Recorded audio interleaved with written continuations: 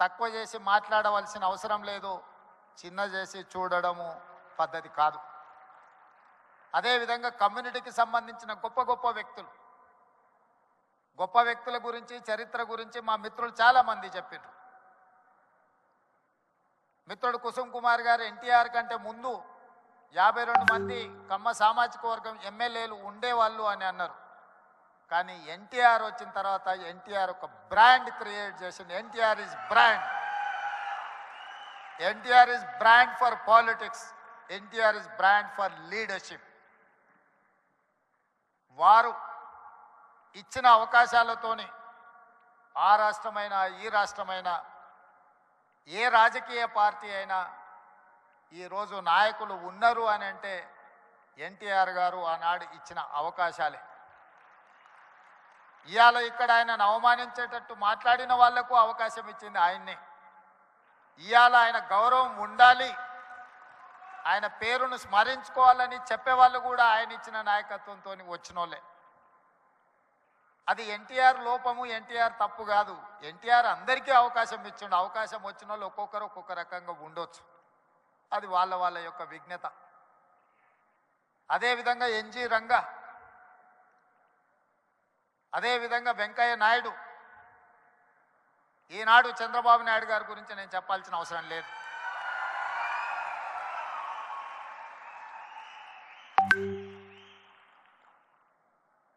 ఈ దేశంలో కాంగ్రెస్ పార్టీకి ఎదురే లేదు. బలమైన నాయకురాలుగా శ్రీమతి ఇందిరాగాంధీ గారిని ఎదుర్కొనే వాళ్ళే లేరు. అంత బలమైన నాయకత్వాన్ని అందిస్తున్నప్పుడు ఎన్టీ రామారావు గారు ప్రవేశపెట్టిన సంకీర్ణ రాజకీయాలే ఇవాళ దేశాన్ని ఏలుతున్న వాళ్లకు అవకాశాలు ఇచ్చినాయన్న సంగతి మరవకూడదు. రామ్మోహన్ రావు గారికి గుర్తుండి ఉండాలి, ఆనాడు తెలుగుదేశం భారతీయ జనతా పార్టీ పొత్తులో భాగంగా దేశంలో 2 సీట్లు బీజేపీ గెలిస్తే హనుమకొండ నుంచి పివి నరసింహారావు గారిని ఓడించిన బీజేపీ జంగారెడ్డి గారు తెలుగుదేశం మద్దతుతో గెలిచారు. దేశంలో 2 సీట్లు బీజేపీ గెలిచిన రోజు 1 సీటు గుజరాత్లో గెలిస్తే 2వ సీటు తెలంగాణలో తెలుగుదేశం పార్టీ ఎన్టీ రామారావు గారి మద్దతుతో గెలిచింది. నేషనల్ ఫ్రంట్ కావచ్చు, యునైటెడ్ ఫ్రంట్ కావచ్చు, ఎన్డీఏ కావచ్చు, ఎప్పుడెప్పుడు అధికారంలోకి వచ్చినా అప్పుడప్పుడు ఎన్టీఆర్ ఆలోచన సంకీర్ణ రాజకీయాలే ఈరోజు వాళ్ళందరూ కూడా అధికారంలో ఉండడానికి అవకాశం వచ్చింది. అందుకే ఈరోజు మిత్రులారా, మీరు రాణించే విషయంలో వ్యవసాయం నుంచి డాక్టర్లుగా, లాయర్లుగా, ఐటీ నిపుణులుగా, అమరావతి నుంచి సిలికాన్ వ్యాలీ వరకు మీ కృషిని ఎవరు కాదనలేరు. ఇవాళ సత్యనాదెన్ల నుంచి మొదలు పెడితే చాలామంది కొత్తగా వచ్చే పెద్ద మల్టీనేషనల్ కంపెనీలో సీఈఓలుగా మన వాళ్ళు చాలామంది ఉన్నారు. సరే, అమెరికాలో ఇక్కడ బహిరంగ సభ పెట్టిన దానికంటే పెద్ద ఎత్తున మా తానా సోదరులు సభలు పెడుతుంటారు ప్రతి 2 సంవత్సరాలకు. తప్పకుండా ఇప్పటివరకు ఎప్పుడూ నేను వెళ్తూనే కలుస్తూనే వస్తున్నా.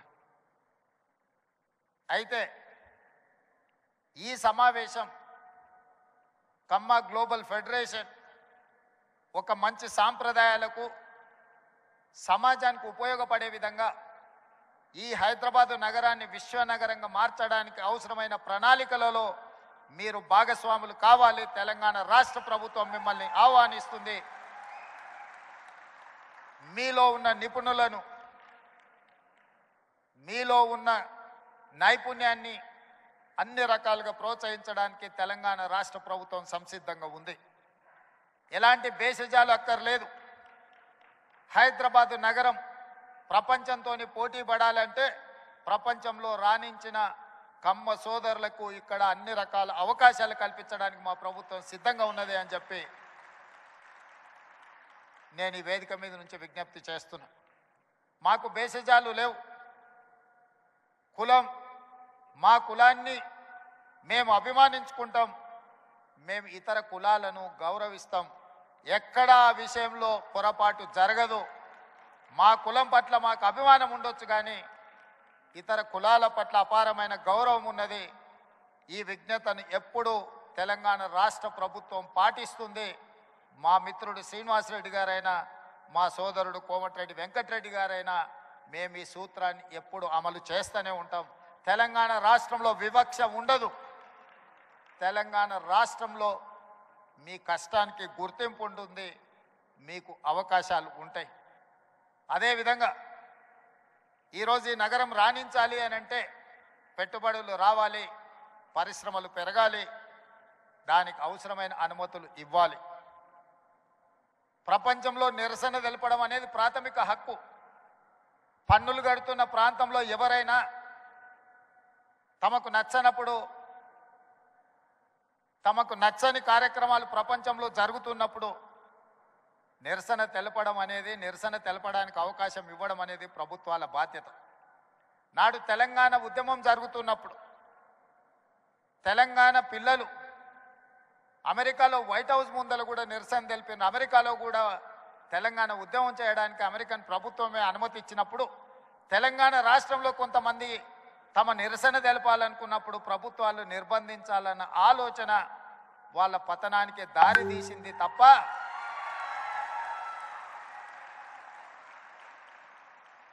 నిరసన అనేది one of the format of democracy. ప్రజాస్వామ్యంలో అది కూడా ఒక పద్ధతి.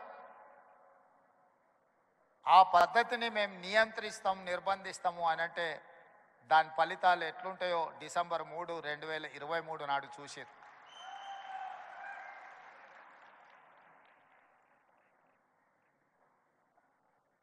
వెంకయ్య నాయుడు గారు రాష్ట్రపతి అవుతారని, అవ్వాలని మేమందరం ఆకాంక్షించిన పార్టీలు వేరైనా కూడా మన తెలుగువాడు ఢిల్లీలో మనకు ఒక గుర్తింపు, గౌరవాన్ని తెచ్చినవాడు.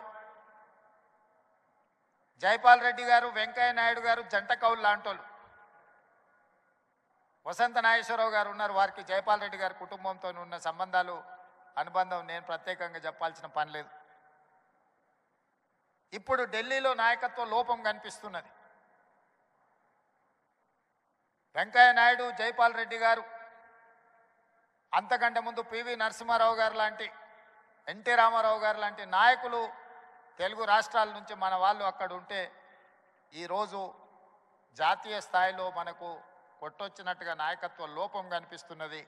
మనందరం ఆలోచన చేయాల్సిన సందర్భం వచ్చింది. కులానికి, ప్రాంతానికి అతీతంగా